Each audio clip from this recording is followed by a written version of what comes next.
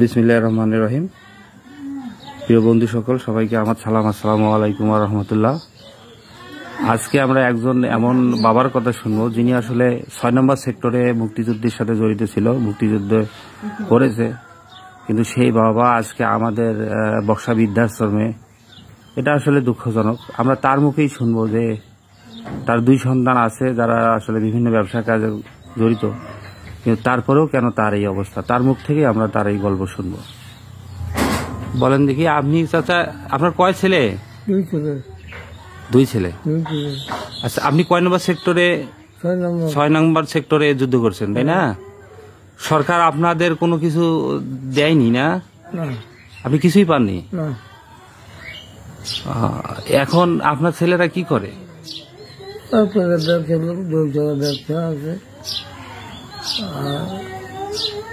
তাদের কি চলে না? তা আপনার কি খোঁজ খবর রাখে না? না,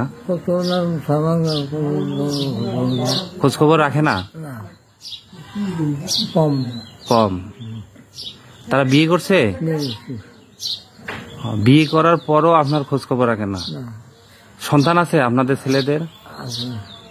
ওই সন্তানদের দেখতে পারে, আপনার দেখে না? না, তাদের প্রতি আপনার কোনো অভিযোগ আছে? ছেলে মেয়েদের প্রতি?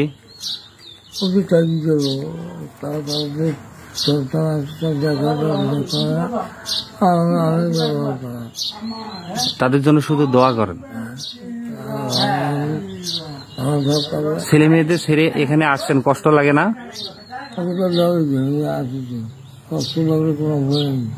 কষ্ট লাগলে কোনো উপায় নেই না? দোয়া করেন তো ছেলে মেয়েদের জন্য? দোয়া করেন। দেখেন, এক বাবা, অসহায় বাবা, তিনি তার সন্তানদের ছেড়ে আসে। যখন বললাম যে আপনার ছেলের জন্য দোয়া করেন, তারা ভরণ পোষণ চালাচ্ছে না, অথচ ঠিকই তাদের জন্য দোয়া করতেছে। এই হলো বাবা মা, যেখানে আসলে সন্তানকে যখন একজন বাবা মা লালন পালন করে, কোনো স্বার্থ থাকে না, তারা স্বার্থ নিয়ে কোনো সন্তানকে মানুষ করে না।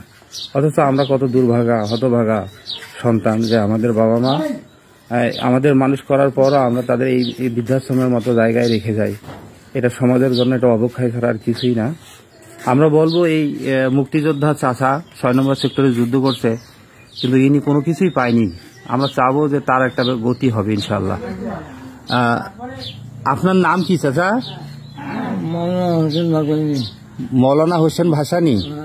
আসলে উনি মনে হয় স্ট্রোক করছিল, প্যারালাইসিস রোগী, বলতে পারে না। উনি মৌলানা হোসেন ভাসানী, উনি 6 নম্বর সেক্টরে আসলে যুদ্ধ করছে, আসলে কোনো কিছু পায়নি। এরকম বাংলাদেশের প্রেক্ষাপট এরকম যে ভুয়া মুক্তিযুদ্ধে ভরে গেছে, কিন্তু যারা অরিজিনাল মুক্তিযোদ্ধা তারা আসলে কোনো কিছুই পায়নি। চাটুকার, যারা দলীয় চাটুকার, দলের যারা বিভিন্ন মন্ত্রী এমপিদের লেজুর ভিত্তি করছে, তারাই শুধু আসলে কোনো কিছু পাইছে, এনারা কোনো কিছু। আমরা চাবো যে এনার বিষয়টা আসলে দেখবে সরকার। সবাই ভালো থাকবেন, সুস্থ থাকবেন। আসসালামু আলাইকুম।